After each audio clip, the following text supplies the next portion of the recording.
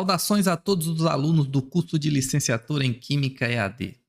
Sejam muito bem-vindos a mais uma videoaula da disciplina de Meio Ambiente e Educação. Na videoaula de hoje, nós continuaremos o módulo 1 falando um pouquinho mais sobre energia. Na verdade, hoje nós falaremos sobre uma forma de energia renovável, denominado energia eólica, que além de ser uma fonte de energia renovável, é também limpa, porque é produzida a partir da força dos ventos via aerogeradores. A força dos ventos ela é captada na energia eólica por meio de hélices que são ligadas a uma turbina que aciona um gerador elétrico. Mais adiante, nós mostraremos o funcionamento desse dispositivo. Mas antes, eu gostaria de mencionar que a primeira turbina eólica ligada à rede pública com capacidade de geração de energia elétrica comercial foi instalada na Dinamarca em 1976. Desde então, devido à inevitável crise energética e à busca incessante por tecnologias limpas, esse potencial eólico só vem crescendo nos últimos anos. Atualmente, para que vocês tenham uma ideia, estão funcionando mais de 40 mil turbinas eólicas em todo o planeta. Para que vocês também consigam visualizar o potencial dessa fonte energética, eu trago aqui para vocês o plano decenal de expansão de energia, que mostra a matriz energética nacional de 2021 e em 2031, para que a gente tenha uma ideia de como ela vai ser modificada. Percebam que grande parte da nossa matriz energética em 2021 é composta por energia de fonte hidráulica, das termoelétricas, das hidroelétricas. E a projeção para 2031 é que nós tenhamos um aumento aí de 75 gigawatts e uma diminuição dessa energia proveniente de fontes hidroelétricas e uma expansão da energia de fontes eólicas e de fonte solar também. É bem verdade, e nós vimos isso na aula passada, e esse dado é um pouco defasado, já que houve uma expansão sem precedente da energia solar, o que também é benéfico, já que essa também é uma fonte de energia renovável. Mas então, como é que funcionam essas turbinas eólicas? Bem, as turbinas usadas na geração de energia eólica já tiveram várias configurações. Por exemplo, o eixo de rotação pode ser vertical ou horizontal. Ela pode ter mono, di ou tripás. Ela tem um gerador síncrono ou um gerador por indução. Aqui nós temos exemplificado uma turbina eólica com um eixo horizontal, 3 pares e um gerador por indução. Para que vocês tenham uma ideia da evolução dessas turbinas eólicas, eu menciono que as primeiras turbinas eólicas tinham uma capacidade de geração elétrica entre 10 e 50 kW de potência nominal. Já no final da década de 90, essa potência chegou a 1,5 megawatts. E, atualmente, alguns países da Europa já possuem protótipos de turbinas eólicas com potencial da ordem de 5 megawatts.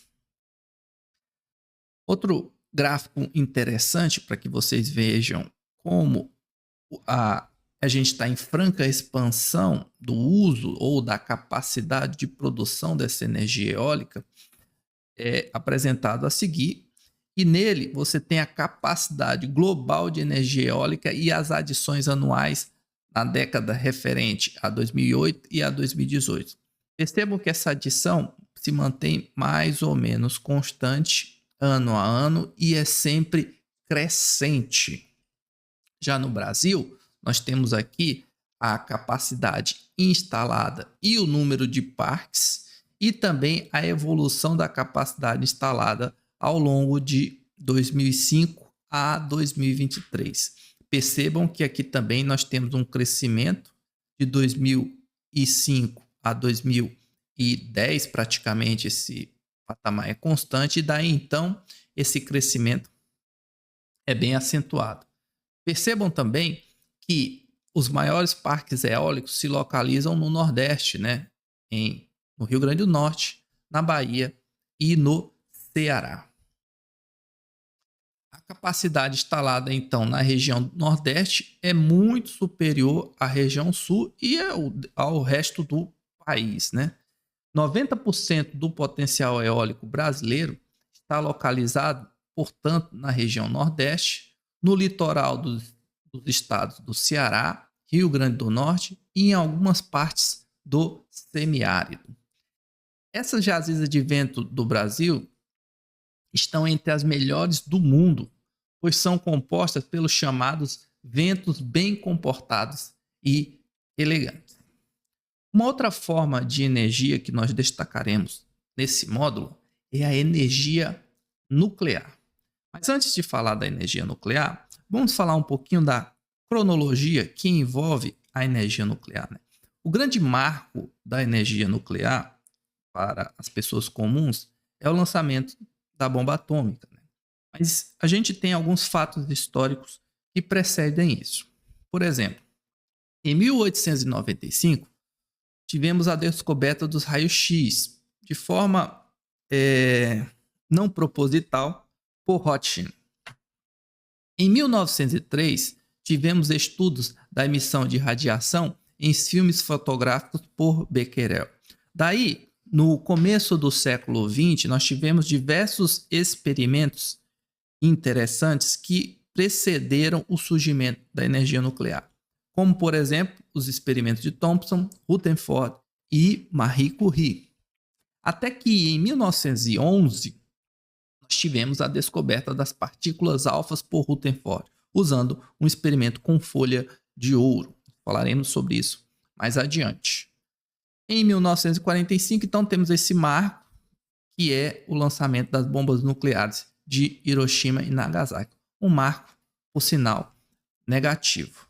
Também tivemos uma evolução muito grande nos modelos atômicos que explicam o surgimento da energia nuclear, desde o modelo da esfera sólida de Dalton até o modelo da nuvem de elétrons proposto por Schrödinger. Hoje, nós sabemos que, exceto o átomo de hidrogênio, todos os núcleos de átomos têm mais de um próton, sendo que cada um dos prótons possui uma carga positiva.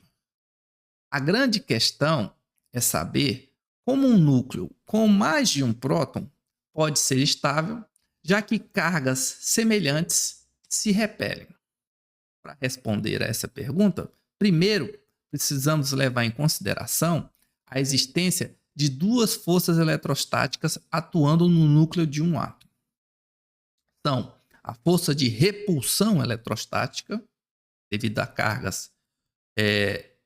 partículas com cargas semelhantes, e a atração eletrostática, devido a partículas com cargas distintas. Além disso, existem outras forças denominada força nuclear forte, que supera a força de repulsão eletrostática dos prótons e mantém os prótons e os nêutrons confinados no núcleo. Outro detalhe é que os nêutrons ajudam a manter os prótons mais afastados uns dos outros e assim diminui a repulsão eletrostática entre eles. No entanto, pode haver uma diferença entre as forças eletrostáticas e a força nuclear forte, que pode ocasionar uma certa instabilidade em núcleos com grande quantidade de prótons e poucos nêutrons, para diluir a repulsão eletrostática entre os prótons. E é justamente essa instabilidade que dá origem à radiação. Geralmente, esses núcleos carregam mais energia comparativamente aos núcleos estáveis. E vocês sabem que a tendência é a gente sempre chegar a menor energia. Então, para alcançar uma menor energia e assim mais estabilidade, os núcleos instáveis tendem a ejetar pequenos fragmentos nucleares e liberar simultaneamente muita radiação eletromagnética de alta energia, como está exemplificado aqui na imagem. Nós temos um núcleo estável que, para chegar à instabilidade, libera a chamada radiação. Portanto, a radiação nuclear ou radiação atômica é evidenciada pela presença de um feixe de partículas, os chamados fótons, vindos de uma amostra. Esse fenômeno é conhecido como radioatividade e foi denominado ou proposto inicialmente pela química Marie Curie. Os elementos químicos que apresentam tal propriedade são conhecidos como elementos ou material radioativo. Atualmente, reconhece-se a existência de aproximadamente 350 isótopos naturais, ou seja, elementos que têm o mesmo número de prótons e o mesmo número de elétrons, mas diferentes números de nêutrons. E 17% deles apresentam o fenômeno da radioatividade. O núcleo do átomo, em certas condições, ele pode emitir vários tipos de radiação. E dentre elas, nós vamos citar aqui 4. São elas: a radiação alfa, radiação beta, radiação gama e raios X. Nós falaremos um pouquinho de cada uma delas a partir de agora. Começando com a radiação alfa, que ocorre quando um núcleo emite um feixe de partículas alfa constituída por um núcleo de hélio. As partículas alfa são as partículas com maior massa dentre aquelas comumente emitidas pelos radionuclídeos. Lembrando que radionuclídeos são isótopos que apresentam radioatividade. As partículas alfa, então, são simbolizadas, como mencionado anteriormente, como núcleo de hélio, ou seja, hélio 42, em que 4 representa o número de massa e 2 representa o número atômico. Já a carga 2+ é omitida nessa simbologia. No caso da radiação beta, o que temos é um feixe de elétrons, os quais são chamados de partículas beta, como representado também aqui na imagem. Por exemplo, um nêutron presente em um núcleo de um isótopo do elemento hidrogênio, o trítio, pode, por decaimento, emitir partículas beta, um próton e um antineutrino, como representado a seguir. Um nêutron, por decaimento, então, emitindo um elétron, ou seja, radiação beta, um próton e um neutrino. Já o processo de emissão da radiação gama está diretamente associado à transição entre os níveis energéticos dentro do núcleo. Assim como os átomos possuem níveis energéticos nos orbitais, como nós vimos na química geral, os núcleos atômicos também têm seus próprios níveis de energia.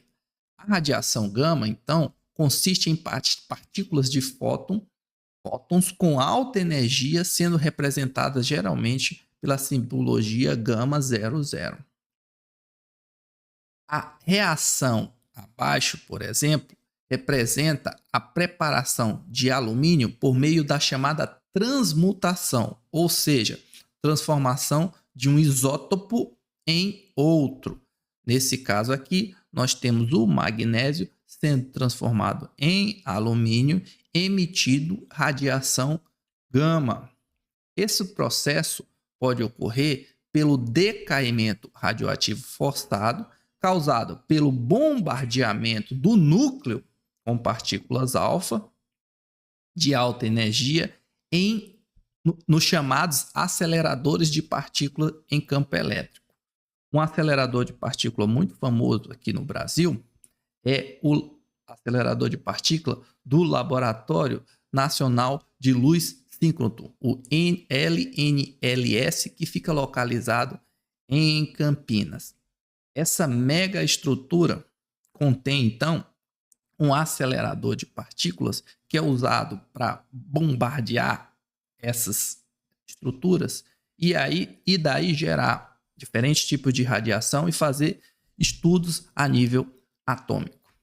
No mundo também temos um outro acelerador na Europa, bem maior que o nosso brasileiro, que é referência para esse tipo de estudo. Finalmente, nós temos os raios X, um tipo de radiação eletromagnética com energia menor do que a radiação gama. Eles são gerados em tubos catódicos como esse, de alta tensão, onde nós temos a geração de um feixe de elétrons que emitem radiação X. Mais adiante nós falaremos mais sobre essa fonte de radiação nuclear, tá bom? No módulo 1, energia, parte 4, falaremos um pouquinho mais sobre energia nuclear. E finalizaremos o módulo falando sobre células a combustível. Desejo então a todos uma ótima semana e nos vemos aí na próxima videoaula. Até lá!